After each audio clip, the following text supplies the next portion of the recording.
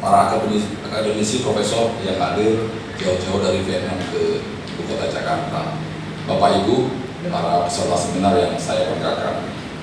Pertama, saya sangat terharu dan sungguh terhormat bisa hadir di tempat yang baik ini, di acara seminar yang bagus ini. Terus terang, saya orang kampung, saya dari Kota Medan, Provinsi Sumatera Utara. Butuh waktu 2 jam untuk terbang dari Kota Medan ke Kota Jakarta. Izinkan saya memaparkan tentang bagaimana perasaan saya dalam hal menyikapi hubungan dan juga persahabatan antara Presiden Benjamin dengan Presiden Soekarno. Tapi sebelum saya menyampaikan paper saya, izinkan saya mengulas sedikit tentang buku saya. Jadi judulnya Revolusi di Sungai Merah, Perjuangan Vietnam di Pusaran Kolonialisme dan Globalisasi. Buku ini mulai saya tulis tahun 1998 saat saya menjadi aktivis kiri di sebuah pergerakan mahasiswa di Yogyakarta. Dan untuk membuat buku ini saya sempat pergi ke Vietnam, ke Senin Situ selama 2 minggu dengan biaya sendiri. Saya tahun 2011 pergi ke Vietnam dengan biaya sendiri. Dan kebetulan saya ada acara di Kamboja, jadi saya sempatkan ke Vietnam. Dan bahkan saya masuk ke lorong bawah tanah cuci terminal tersebut dan merasakan bagaimana tentara-tentara Vietnam itu melawan Amerika. Mohon maaf, ketika saya masuk ke lorong bawah tanah itu karena badan saya agak besar jadi agak sempit, hanya 15 menit saya bertahan di dalam lorong bawah tanah cuci itu dan kemudian saya keluar. Begini ringkasan isi bukunya.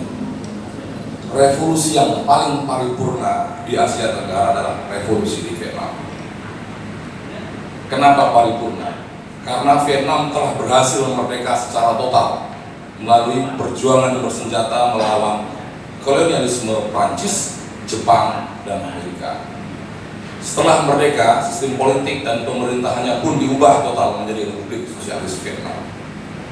Sejarah bangsa Vietnam pada masa kolonial adalah sejarah peperangan.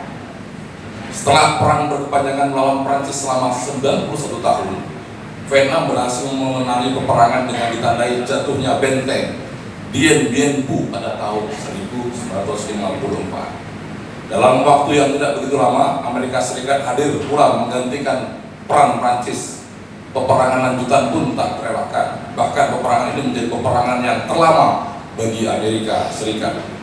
Nasib Amerika pun sama dengan Prancis, harus menelan pil pahit kekalahan. Tepatnya pada tahun 1975, Amerika Serikat harus hengkang dari Vietnam. Di perang Vietnam ini sebanyak 57.000 tentara Amerika Serikat tewas, 300.000 tentara cedera dan cacat, 700 tentara ditahan, dan 5.000 tentara Amerika Serikat dinyatakan hilang.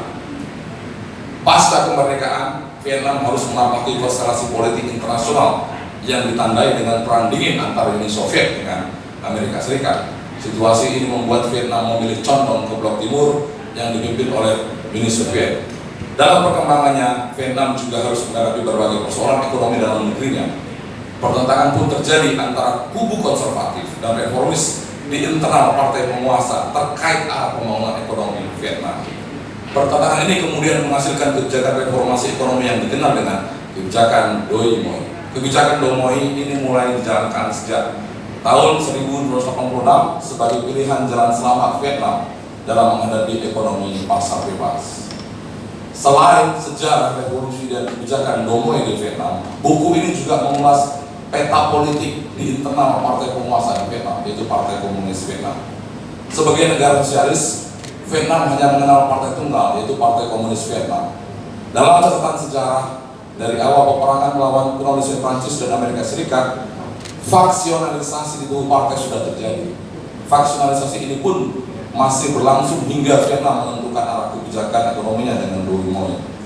Sekalipun pertentangan di internal partai selalu terjadi, tetapi tidak pernah menimbulkan perpecahan di tubuh partai. 3 aras sejarah revolusi, kebijakan Doi Moi, dan faksionalisasi internal partai inilah yang menjadi menu kajian utama dalam buku ini. Ini ringkasan isi dari buku Revolusi di Sungai Merah. Saya sangat berbangga apabila buku itu bisa diterjemahkan ke bahasa Vietnam dan bisa dibaca oleh saudara-saudara kita di negara Vietnam.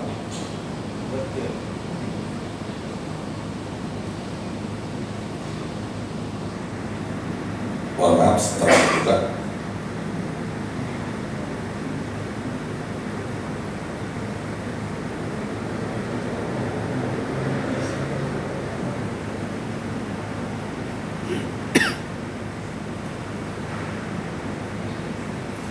Saya sudah membuat semacam paper.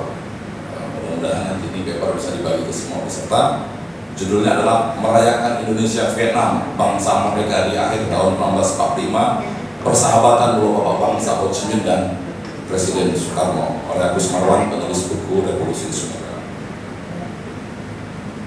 Dua bangsa ini punya persamaan perjuangan. Pertama, Indonesia dan Vietnam sama-sama merdeka dari Jepang, kemudian merdeka di tahun 1945. Bedanya Indonesia 17 Agustus, sedangkan Vietnam pada tanggal 2 September. Bangsa ini melawan kontradiksi yang sama, yaitu kolonialisme yang bercorak kapitalisme. Sama-sama melawan mantan penjajah yang telah mereka datang kembali. Indonesia dijajah Belanda, sudah mereka, Belanda datang lagi. Begitu juga Vietnam, sudah mereka, Prancis datang lagi. Perjuangan kemerdekaan ini sama-sama dipimpin oleh tokoh yang legendaris dan karismatik. Ini yang menyamakan perjuangan antara Indonesia dengan Vietnam. Saya kira kesamaan perjuangan inilah menjadi salah satu momentum bagaimana Soekarno dan Ho Chi Minh itu tidak hanya sebagai sahabat menurut saya, tapi lebih pada sebagai saudara sebangsa. Pada awal abad 19, Vietnam telah menjadi koloni Prancis. Pada saat itu sesungguhnya sudah ada beberapa kelompok nasionalis sebelum Ho Chi Minh muncul sebagai aktivis revolusioner. Tapi kelompok-kelompok nasionalis itu sifatnya gerakannya reaksioner, sehingga beberapa pemberontakan yang dilakukan oleh kelompok-kelompok nasionalis ini gagal. Kemudian Prancis kalah perang dari Jerman tahun 1940. Posisi Prancis diambil alih oleh Jepang. Dan selanjutnya perjuangan kemerdekaan Vietnam menguat setelah lahirnya Vietnam Doc Lap Doc Minh atau disingkat Viet Minh, dalam bahasa Indonesia Liga Pembebasan Vietnam. Viet Minh inilah dimotori oleh Ho Chi Minh. Vietnam menyatakan kemerdekaannya dari Jepang pada 2 September 1945 setelah melalui berbagai perjuangan. Januari 1946 Viet Minh menang mutlak dalam pemilu Vietnam pertama. Viet Minh meraih 444 kursi dari 514 kursi di Majelis Permusyawaratan Nasional. Prancis berusaha kembali menjajah Vietnam pada Februari 1946 dan Prancis tidak mengakui terhadap hasil pemilu itu. Maka Jenderal Larex menyerang ibu kota Saigon dengan the French Expeditionary Corps yang dipimpin oleh Jenderal Larex. Pada 20 Juli 1944, perjanjian Jenewa membagi Vietnam menjadi dua negara, yaitu Vietnam Utara dan Vietnam Selatan. Tapi lagi-lagi Vietnam Selatan tidak mau bersatu dengan Vietnam Utara, sehingga menghadirkan Amerika Serikat kembali untuk menjajah Vietnam. Dari semua perjuangan itu, kemenangan Vietnam, perjuangan revolusi Vietnam tak lepas dari tokoh sentral Ho Chi Minh. Saya ulas sedikit siapa Ho Chi Minh.